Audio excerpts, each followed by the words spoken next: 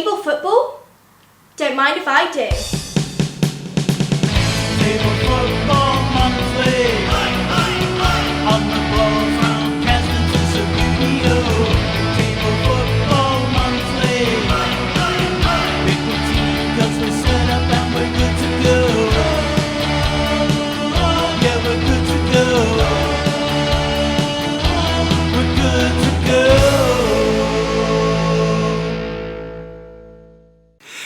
Hello, and welcome to the October edition of Table Football Monthly, our fourth one.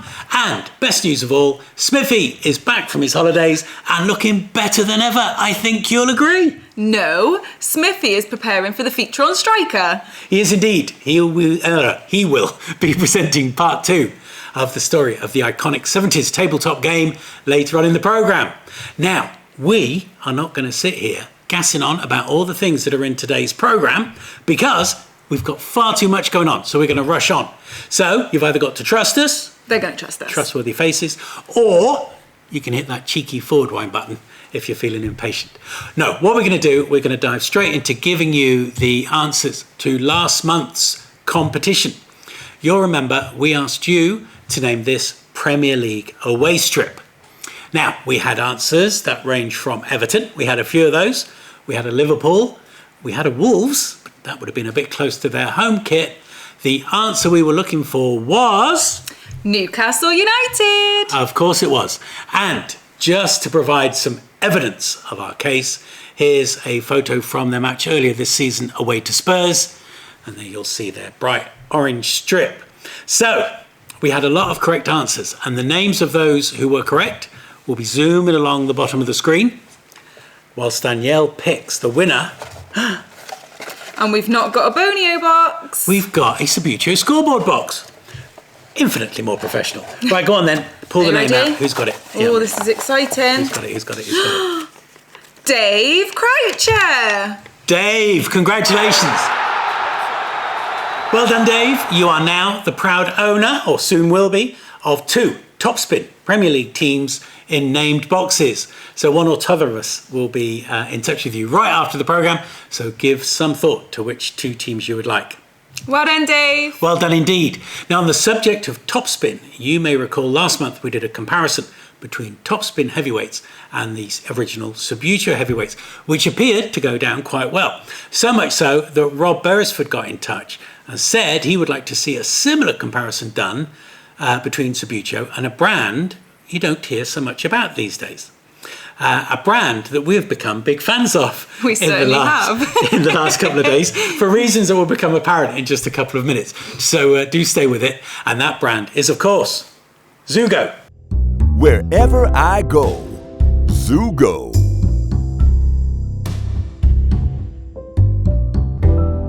The plastic sliding player from Adelio Parodi.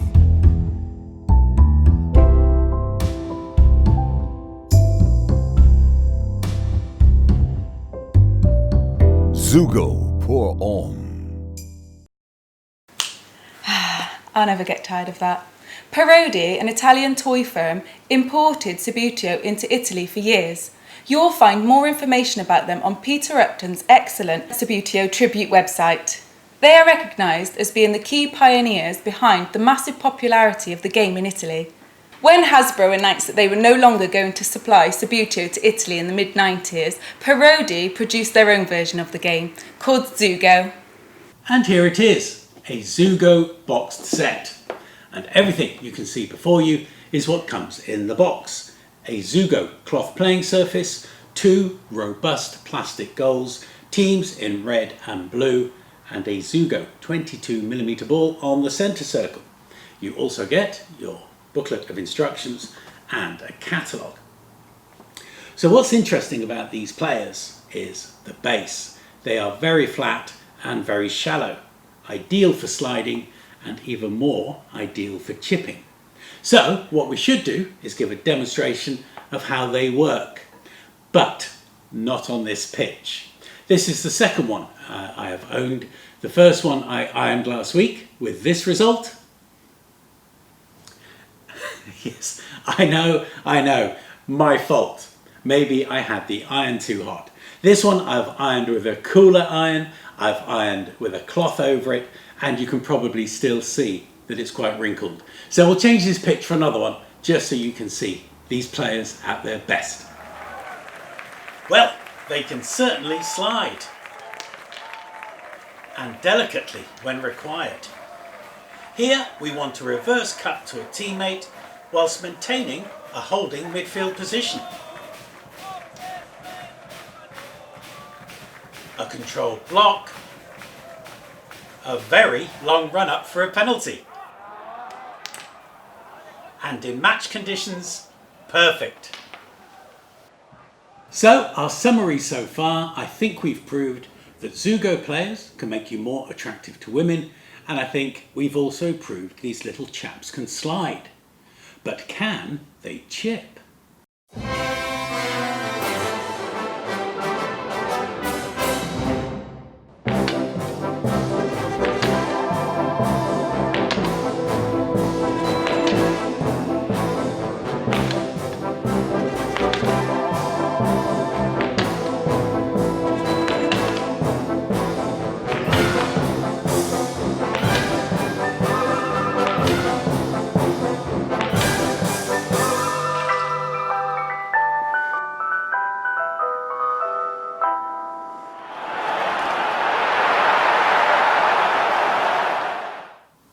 I really enjoyed doing that, and hopefully you'll agree these Zugo flat bottom players do chip very well. You may have also noticed, if like me you like to play as tidily as possible, that the players created a good, well controlled looping chip without flying off the table or disappearing off into the distance. That's something I really appreciate.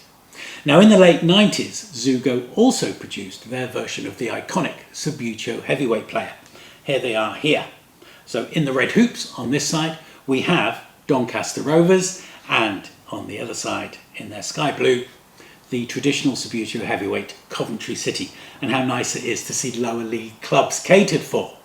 So we're going to run a comparison between them, but before we do, Zugo are already one up, and that is because they are considerate enough to supply a spare player. Always useful. Of course, we know Subbuteo players can spin. The Zugo heavyweight, no problem.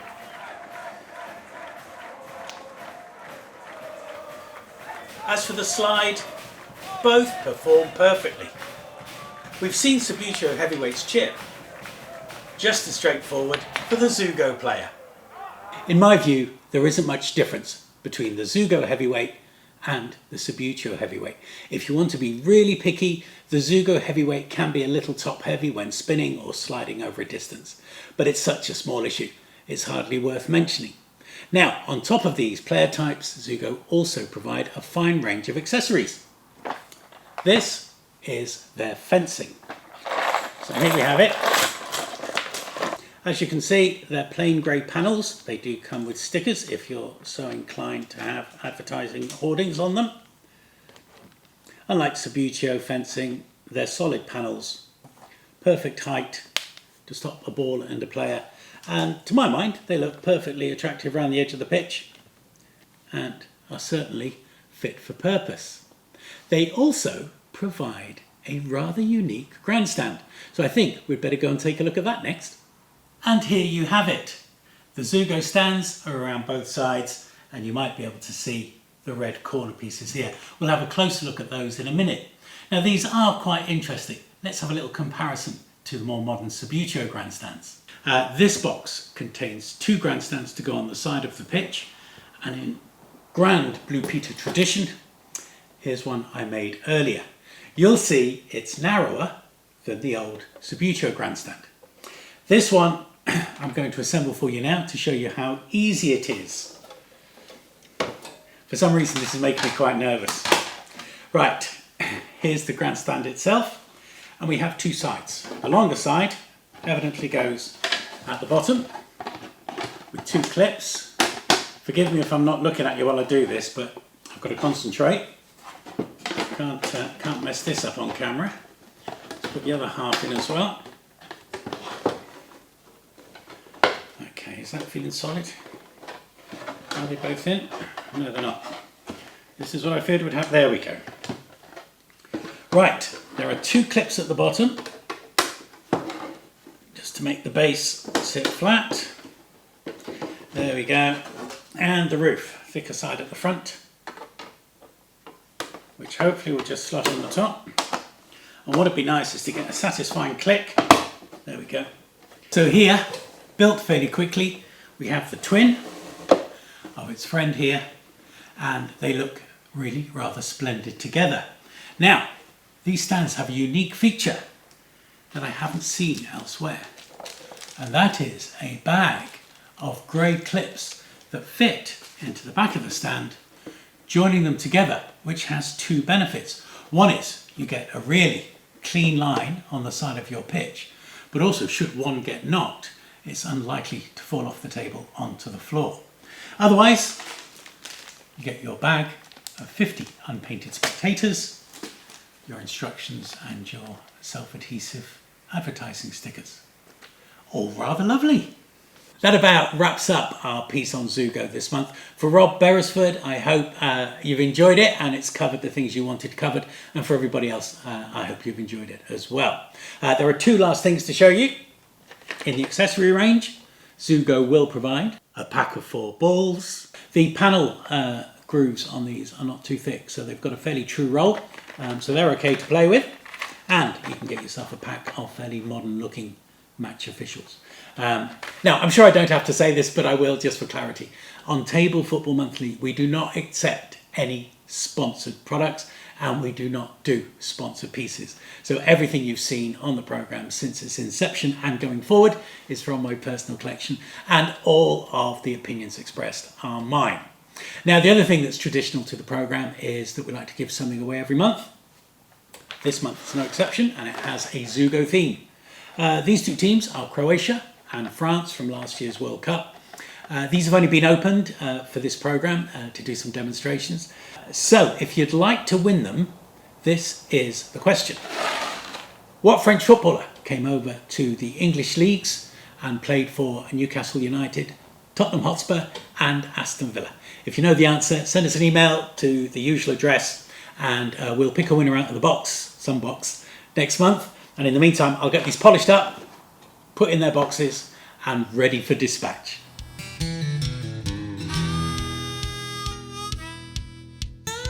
Right, as you remember last month, my good friend Keith took you through the launch of Striker in the early 70s. From the original to Super Striker, and of course the brilliant diving keeper.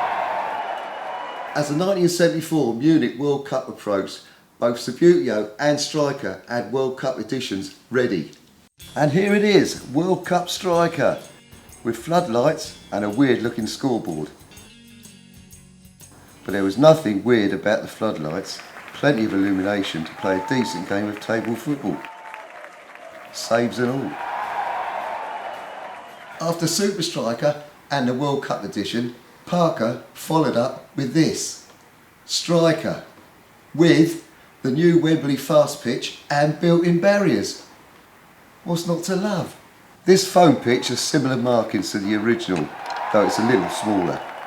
I'd recommend sticking it down to a board as it's prone to warping, but it allows a little give which really helps you chip the ball. In the 80s, Subbuteo came up with this, the Astro pitch, the greatest pitch ever, but Striker were not going to be outdone. All-Star Super Striker with new super texture pitch, super. The rebound wall is part of the pitch mould and in my opinion offers a more predictable rebound than the original ribbon. The pitch is about 5 inches narrower than the original and 2 inches shorter. It can feel a bit like playing in a corridor. Fun though. Like Subbuteo, Striker brought out a range of accessories, including new teams. Teams came in a pack of 4 with 2 spare balls. Also new, the packs contained right and left footed players. I can't help feeling their arms are a little bit long.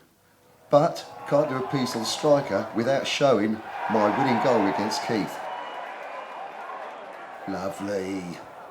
And a new scoreboard. A tad temperamental and quirky, but looks cool. Finally, by the 90s, we had Super Striker. Oh dear, oh dear, oh dear. As you can see, these players are bigger and look a little startled.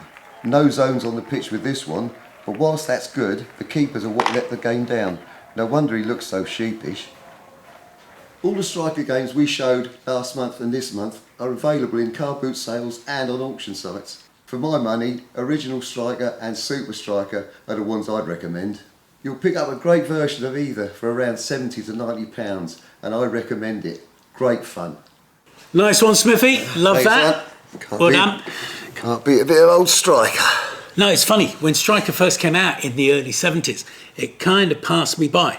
But since we've been doing all of this, it's really grown on me. Yeah, but you still can't beat the old Subbuteo. You old timer. I know. Although, it is true, Striker's got one issue, and that's that whatever you do... It's five-a-side. Yeah, of course it is. Still, we can't hang around chatting about that. We've got a motor on to our match of yesteryear. Now, with it being 2019, we were racking our brains trying to think of a game that had something of an anniversary. Yeah, and I think 99 maybe. Man United doing the treble, the old Red Devils. Into Sheringham, and Solskjaer has won it! But no, after much thought and many late-night discussions, we decided on a different game altogether. 10 years before that, 1989, we had the closest top-flight finish in the history of the game. Yes. So we're going to do that. We're going to whiz back to 1989. Because we can.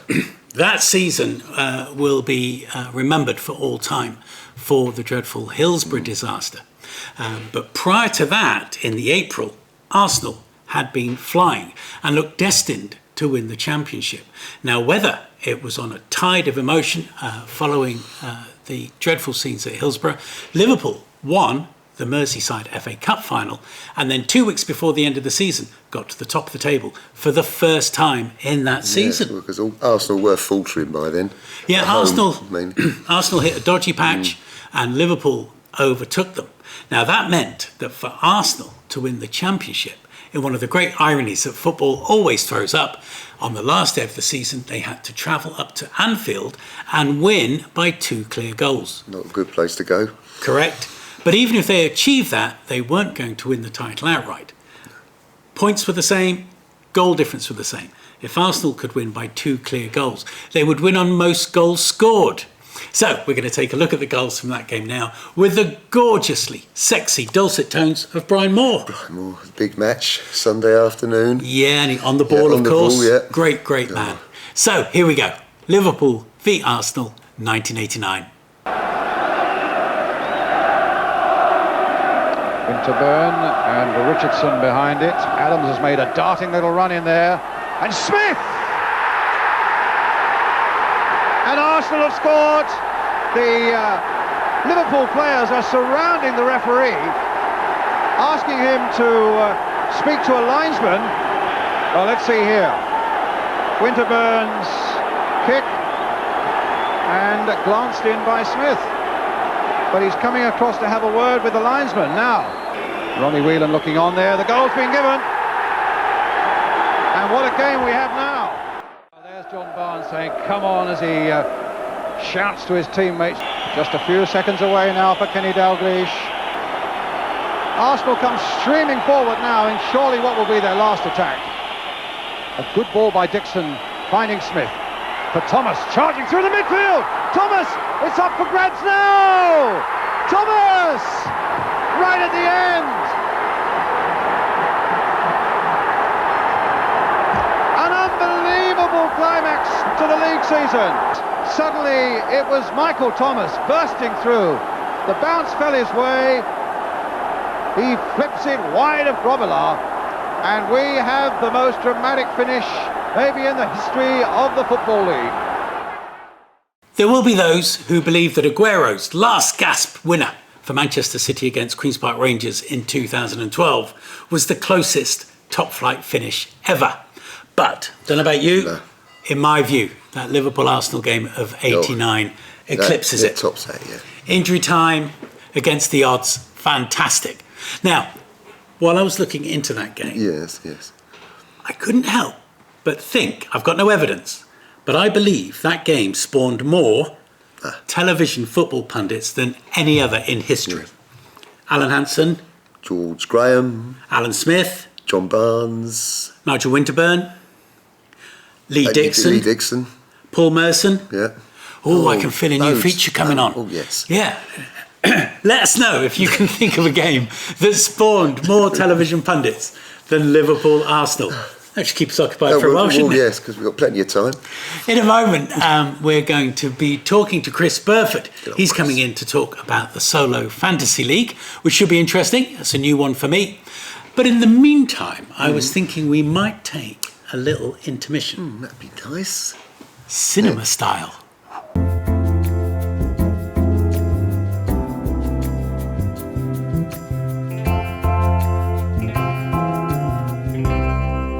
This show needs more dance. We only sing when we're spinning. We only sing when we're spinning. We only sing when we're spinning. We only sing when we're spinning. If you don't, you might as well freak off. 'Cause we ain't ever gonna get enough. We only sing when we're spinning. Oh yeah.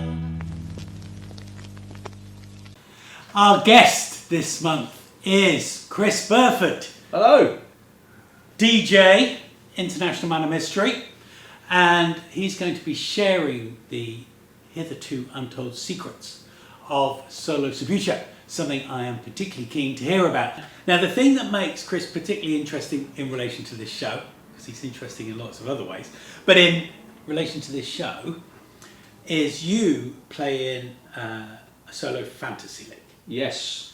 Now, Solo, obvious. Solo, yeah. League, obvious. Yes. What's the fantasy bit? You can choose teams of your own Oh, okay. name. So if you want to make, I could have Burford United if I wanted to. So, Solo League, by definition, you play these games on your own. Yes. Now, anybody who's played Subbuteo has played Subbuteo on their own at some stage, and I spend a lot of time on my own doing demonstrations and comparisons here, because nobody likes them. But what I am interested in this Solo League is the fact that you can spend as much time playing other people's games as you can playing your own. Yeah. So, without putting you through the mill, can you give us a quick brief thing? How does it work? How does the league work? First of all, I do the ISSL League, which is the first league I joined, Solo League I joined. Tell us what that stands for. International Solo Subbuteo League. Okay. Plug for that one. That was set up, and it was for all the players. It was a start, and obviously Peter Marshall at the Solo Fantasy League has created another sort of extra bit for it. But the ISSL was set up for solo players like we all are, just to have a little bit of fun, play Subbuteo and put results in.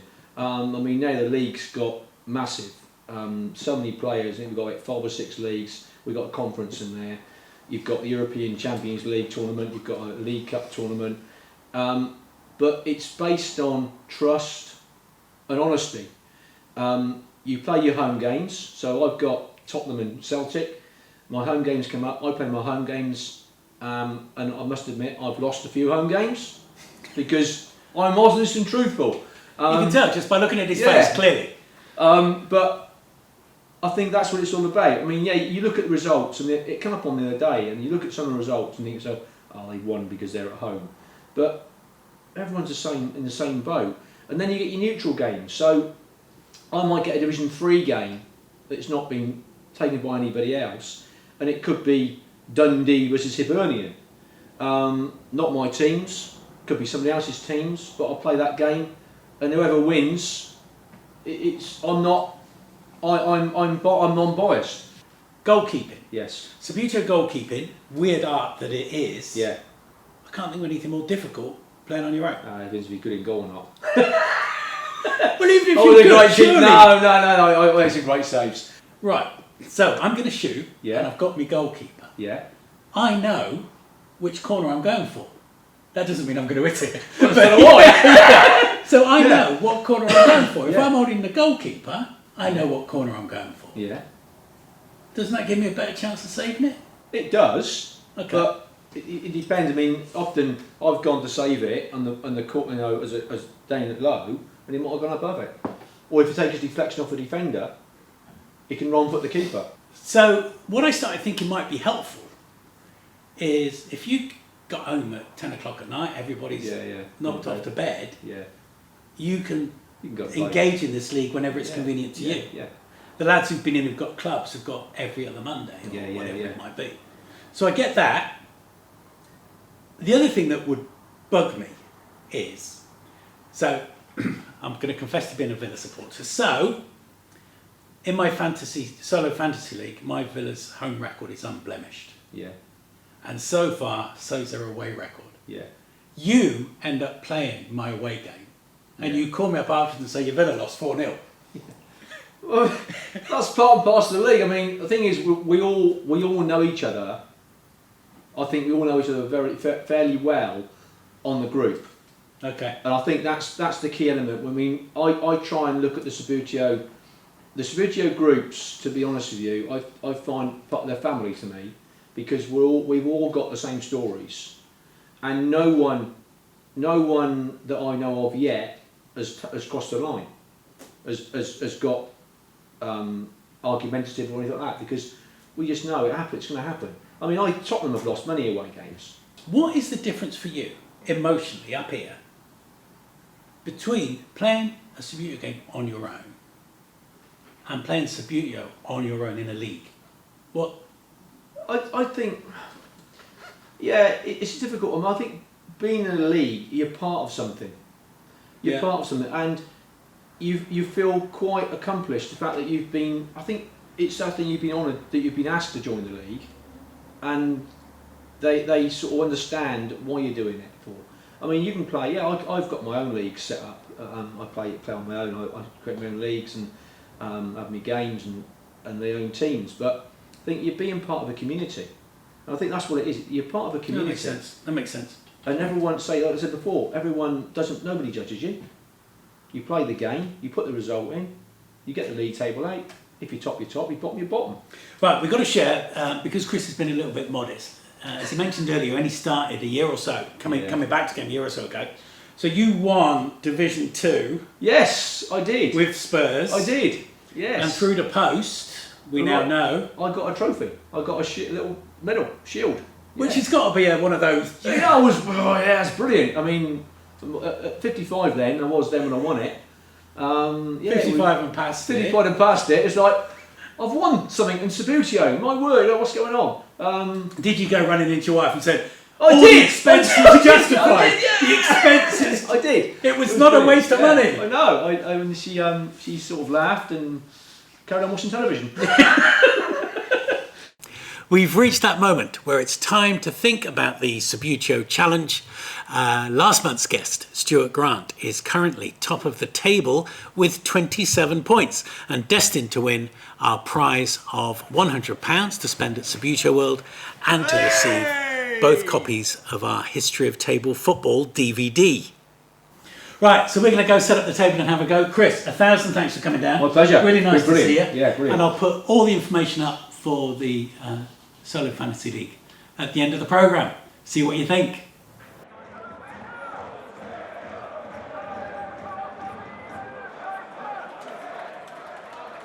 Right, that's 3. Just a tad short there. Going for the long one. Could be a 3-point bonus here. Hang on, wait. Yeah, we can have that. So that's a 1, but with a bonus for 3, 4. 4.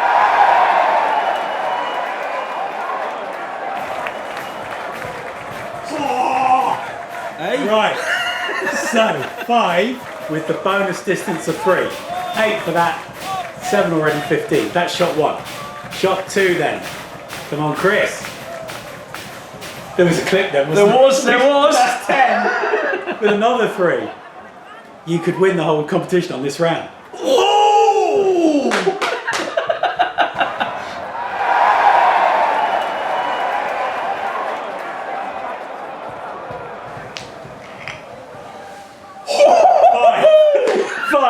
We'll get the mountain of a score. Right, second shot. Another attempt at a long one and the 3-point bonus. Long distance. Good luck. Oh, unlucky. Needed just a bit more force. Get the points up. You're under pressure, Stuart. Here it comes. Oh! Finally, the chip. Another 5 points. I'm going to need my calculator.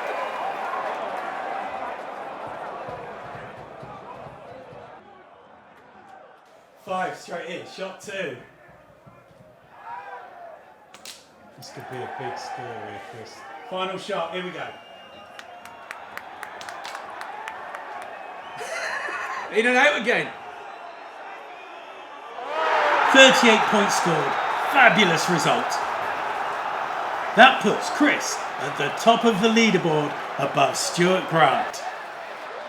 Wow, 38 is a cracking score. Well done, Chris. But if you are watching this and your trigger finger is itching, you may be interested to know that the highest achievable score on our Subbuteo challenge is 87. So there is plenty of headroom for that score to get beaten yet. Now, to that end, Danielle and I have posted a short video on the channel all about the challenge, how it works, how the scoring system works, a demonstration from me, and a few tips that might help you do it. So if you feel inspired to have a go, drop us a line at the usual email address. We'd love to see you down the studio. Come and have a stroll about, have a play, a slice of cake, and then see if you can beat that score.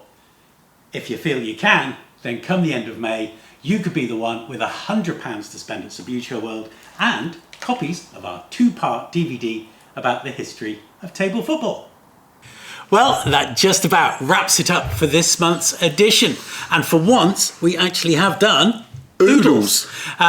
Now, if you want to enter the competition to win those 2 Zugo teams, do send your entry in to the address below. And as usual, we'll pull out a correct answer in November's Table Football Monthly. But for now, from Danielle. Goodbye. And from Smithy. And me. We will see you next month. Take care. Bye.